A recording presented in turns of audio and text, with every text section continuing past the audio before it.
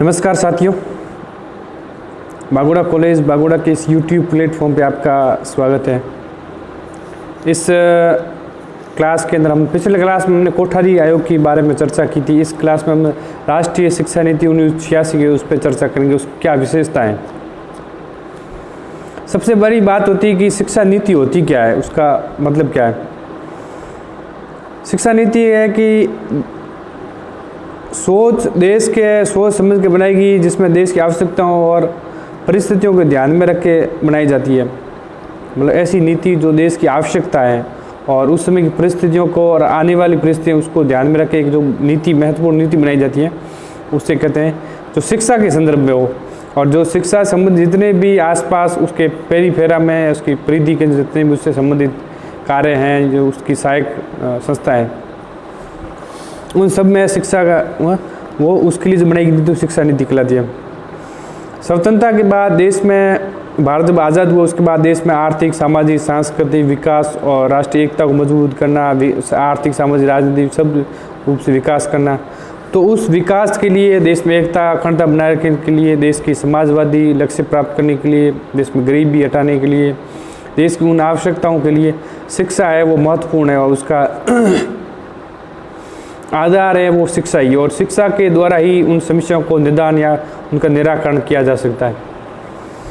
तो आज हम 1986 शिक्षा नीति की महत्वपूर्ण विशेषताओं पर अध्ययन करेंगे।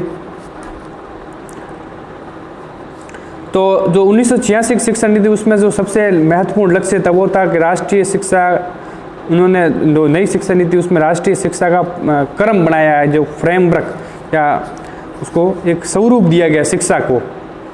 जो 1986 शिक्षा नीति के द्वारा ही भारतीय शिक्षा को एक प्रारूप दिया गया। प्राथमिक शिक्षा कितनी होगी, माध्यमिक शिक्षा कितनी होगी, उच्च माध्यमिक कितनी होगी, कॉलेज में कितना वर्ष की होगी, यूनिवर्सिटी शिक्षा में कितनी होगी, ये सब उनको प्रारूप बनाया गया। और शिक्षा ने पूरे देश में एक समान रूप से शैक्षिक ढांचागत एक ढांचे का निर्माण किया गया, जिसमें आपने देखो अगर 10+2 नाम होगा, 10+2+3 माध्यमिक शिक्षा 10वीं तक, उसके बाद उच्च माध्यमिक 2 साल, उच्च माध्यमिक 3 साल, कॉलेज शिक्षा। तो पूरा एक कैरिकुलम फिक्स किया गया, मतलब पूरा एक पाठ्यचर्या या कहें या फिर कैरिकुलम पूरा तय किया गया इसमें, जिसमें माध्यमिक, जिसमें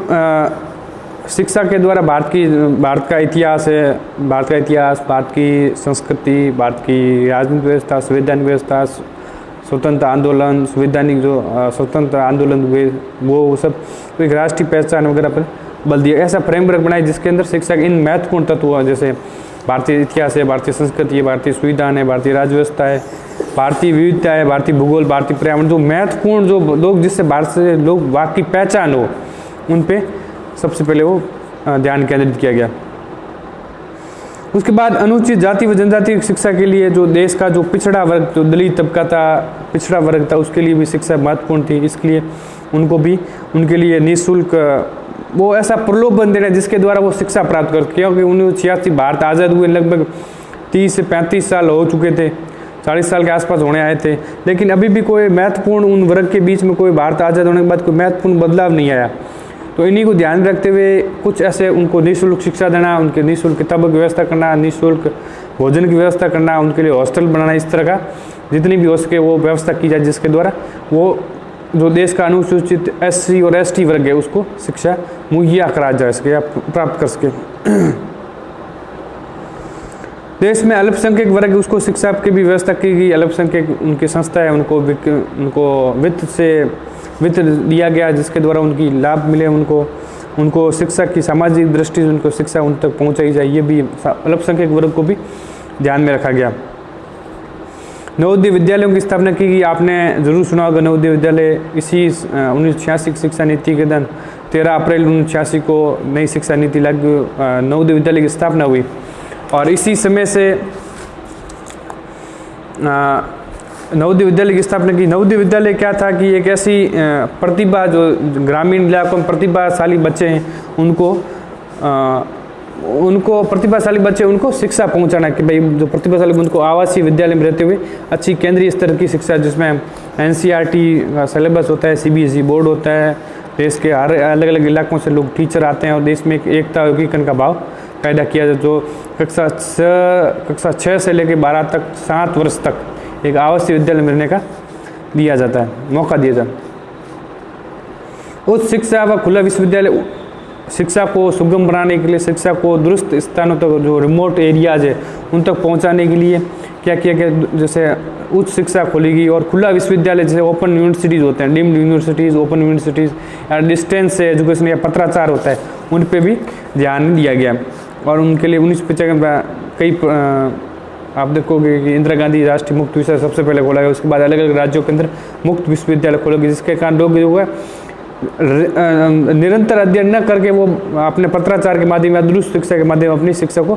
पूर्ण की जा सकती है।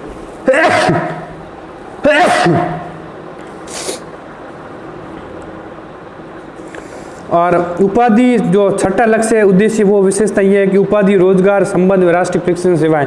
मतलब इस तरह की सर्टिफिकेट कोर्सेज करना जिसके द्वारा क्या लोग आजीविका उपाधि भी प्राप्त कर सके, आजीविका के लक्ष्य प्राप्त कर। जैसे आपने देखा होगा जो स्कूलों के अंदर आपने पॉलिटेक्निक इंजीनियरिंग है, सॉफ्टवेयर या टेक ITI है या कोई कंप्यूटर ऑपरेटिंग सिस्टम जितने ये सब है, उसमें क्या होता है कि सर्टिफिकेट भी दिया जाता है और आप काम करने के काबिल बने। तो उपाधि और रोजगार दोनों इसी संबंधित, इससे ऐसी शिक्षा प्रदान की जाए बच्चे प्रतिभाशाली व्यक्ति उसको जिसका सामाजिक न्याय प्राप्त हो सके, लोगों को रोजगार प्राप्त हो सके, ये सब होता है। कंप्यूटर साक्षरता पर भी ध्यान दिया गया। 1986 के बाद देश के अंदर देखोगे आप कंप्यूटर का प्रयोग बढ़ने लगा है, कंप्यूटर शिक्षा मशीनीकरण तो उनका प्रयोग भी होने लगा, तो कंप्यूटर शिक्षा को भी बढ़ावा दिया गया कि लोग कंप्यूटर आधुनिक बने, आधुनिकीकरण पर अपना ध्यान है वो स्थापित करें। साथ ही साथ मूल्यों की शिक्षा, जो 8वां लक्ष्य है वो मूल्यों की शिक्षा, मतलब ऐसे शिक्षा के द्वारा ही ऐसे लक्ष्य मानवीय मूल्य, नैतिक मूल्य, पर्यावरण के प्रति जागरूक रहो, अपने समाज के प्रति जागरूक रहो, ऐसे नैतिक और आध्यात्मिक मूल्यों का विकास हो शिक्षा के द्वारा सत्यता है। तो जिसके कारण क्या हुआ कि लोग वो अंधकार से निकले, जो धर्म के आडंबर है, अनुष्ठान है, भेदभाव है, इन सब से मुक्त होकर शिक्षा प्राप्त करें, लोगों को देश के सामाजिक आर्थिक विकास में अपनी योगदान निभाएं। जैसे धर्म अंधता है, वो अंधभक्ति है, अंधविश्वास है जो है, उन सबको मिटाना। गणित और विज्ञान की शिक्षा को भी उन्होंने महत्वपूर्ण ध्यान दिया कि भाई गणित और विज्ञान की शिक्षा भी लोग बच्चे पढ़ें, गणित और विज्ञान की शिक्षा से लाभान्वित हो, उन सब गणित शिक्षा भी उनसे सीखें, उनकी क्षमताओं में, उनकी कार्य प्रणाली में, उनकी समस्या समाधान क्षमता में, जो बौद्धिक क्षमता प्रॉब्लम सॉल्विंग की, वो भी बड़े विज्ञान में क्षेत्र में, विज्ञान है, स्वास्थ्य, कृषि है, औद्योगिक, वो भी चीज़ें रूबरू हो। और खेलकूद और शारीरिक शिक्षा समाज, उन्होंने कहा कि शिक्षा के साथ साथ बच्चों का खेलकूद और शारीरिक विकास भी होना चाहिए। बच्चे केवल शिक्षा ही नहीं प्राप्त करें, खेलकूद भी करें, बच्चे योग प्राणायाम भी करें, आसन भी करें, अलग अलग विभिन्न खेलों में अपनी रुचि के अनुसार खेल खेलें, कोई चेस खेलें, कोई क्रिकेट खेले, कोई फुटबॉल खेले, कोई बास्केटबॉल खेले, कोई हैंडबॉल खेले, कोई हॉकी खेले। तो अपनी अपनी रुचि के अनुसार, अपने इंटरेस्ट के अनुसार, अपनी क्षमताओं के अनुसार वो लोग उससे, जिससे का शारीरिक और मानसिक विकास भी हो, तनाव कम हो, लोग एक उनको आनंद का एहसास हो। तो उनके लिए उन्हें जरूरी था कि शिक्षा के साथ साथ खेलकूद का भी विकास किया जाए।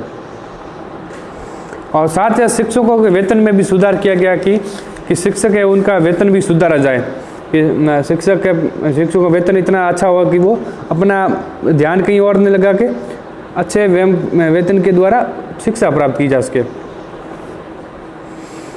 तो 12वां लक्ष्य उन्होंने जो विशेषता दी वो शिक्षा का विकेंद्रीकरण किया। शिक्षा का विकेंद्रीकरण मतलब शिक्षा के पहले वो एक ही बोर्ड है, वो विश्वविद्यालय शिक्षा भी चलाता था, कॉलेजों को भी चलाता था और यूनिवर्सिटी को भी चलाता, सबको एक ही संस्था चलाती थी। अब उसके लिए अलग अलग केंद्र खोलते। 10वीं शिक्षा के लिए माध्यमिक शिक्षा बोर्ड अलग होगा, पाठ्य पुस्तक बनाने वाला अलग पाठ्य पुस्तक मंडल अलग होगा, 10वीं 12वीं बोर्ड क्लास अलग होगा, 8वीं तक जो 8वीं और 5वीं बोर्ड होती थी उसकी जो डाइट होती थी वो निर्माण एग्जाम करवाई गई। तो अलग अलग संस्था को विकेंद्रीकरण करना, 5वीं 8वीं डाइट करेगी, 10वीं 12वीं RBSE बोर्ड करेगी, कॉलेज अपने अपने यूनिवर्सिटी अपनी अपनी कॉलेजों करवाएगी और कॉलेज आयुक्तालय अपने अपने अलग अलग कॉलेज अलग अलग यूनिवर्सिटी अपना अपना करवाएगी। तो विकेंद्रीकरण करना उसको बोलते शिक्षा का विकेंद्रीकरण। नहीं तो कि एक ढांचा हो तो उसमें ज़्यादा बर्डन होगा, बहुत ज़्यादा होगा, तो वो सफल या समय पे अपना समय एग्जाम है, रिजल्ट है, कोई भी बच्चों की दिक्कतें समस्या उनको समाधान वो सही पे समय पे नहीं कर पाएगी। इस कारण उन्होंने कहा कि शिक्षा का विकेंद्रीकरण करा, तो उन पर शिक्षा का विकेंद्रीकरण किया गया। शिक्षा की अर्थव्यवस्था की 1986 शिक्षा में क्या व्यवस्था की गई कि शिक्षा को वित्त ज़्यादा से ज़्यादा वित्त पोषित किया जाए। शिक्षा के अंदर लगभग 6% बजट को प्राप्त बच्चों तक, बजट जो राष्ट्र जो देश की बजट होता है उसका 6% बच्चे उसका शिक्षा पे खर्च हो, इस तरह की भी व्यवस्था की।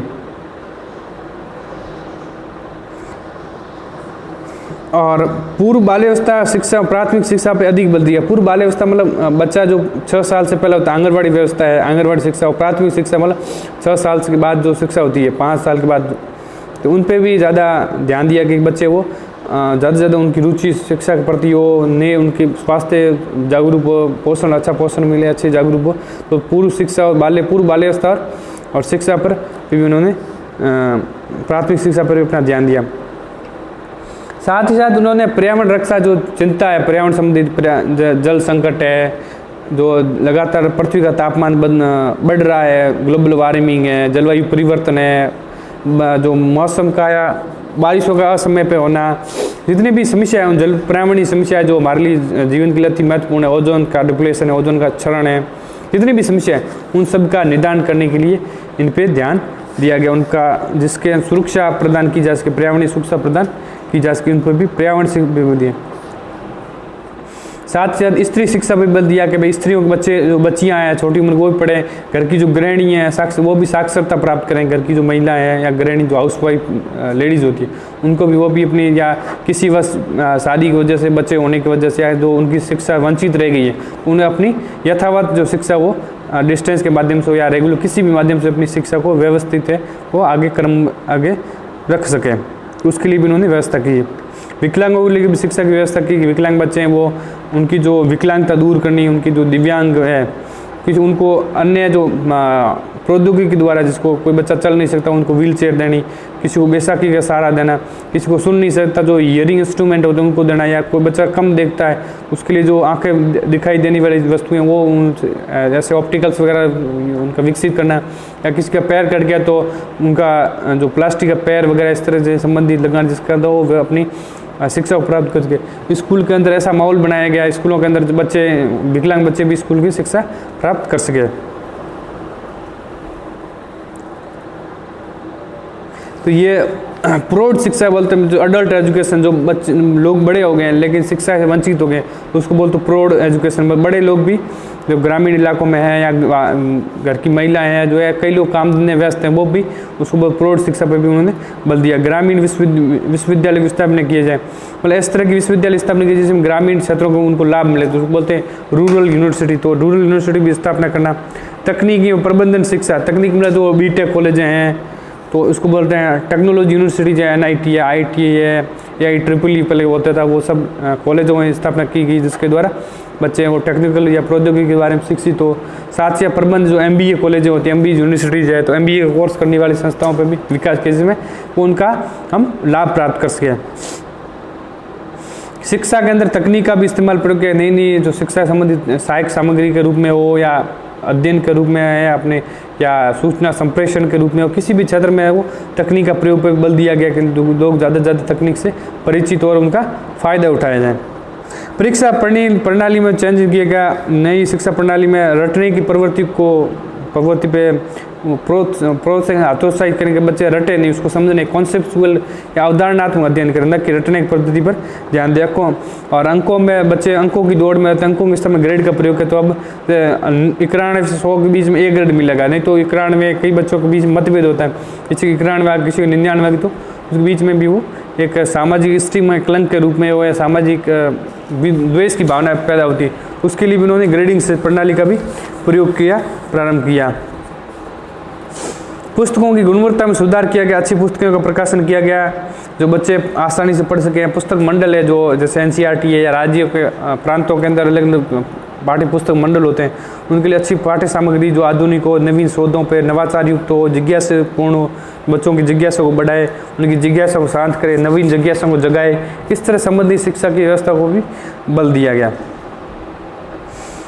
परीक्षा प्रणाली में एक तो अंकों के स्थान पर ग्रेड का प्रयोग किया गया, सेमेस्टर सिस्टम को लागू किया गया, नए नए सेमेस्टर के द्वारा जो बच्चे अधिक कम समय में अधिक शिक्षा प्राप्त की जा सके और पढ़ने में भी वो साल भर वो पढ़ाई के क्षेत्र में लगे रहें। शिक्षा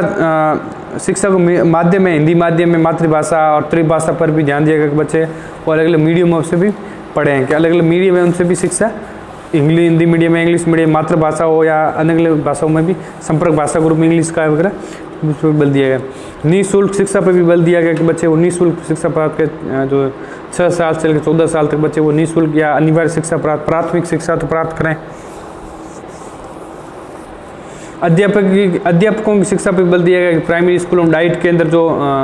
BSTC वगैरह कोर्स होता है, STC या BSTC कोर्स होता है वो करवाए जाएँ, B.Ed जैसे M.Ed है, ये सब भी उन पर भी ध्यान दिया गया।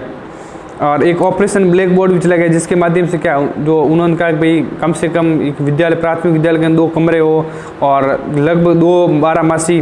टीचर वो जो साल भर उनको बच्चों को पढ़ाया, एक महिला टीचर भी हो, इस तरह से उनकी जो शिक्षण सहायक सामग्रियाँ वो भी पूर्ति की जाए। तो जितने भी आवश्यक थी उसको लिए ऑपरेशन एक ब्लैक बोर्ड भी चलाया गया। ये व्यवस्था तो इस 1986 की नीति अति महत्वपूर्ण थी और आगे आने वाली बदलावों के लिए महत्वपूर्ण भागीदारी थी भाई। तो ये तो थी उसकी 1986 की शिक्षा नीति। कल हम उसकी कुछ कमियां हैं या इसकी जो सीमा है उस पर आपको चर्चा करेंगे। धन्यवाद।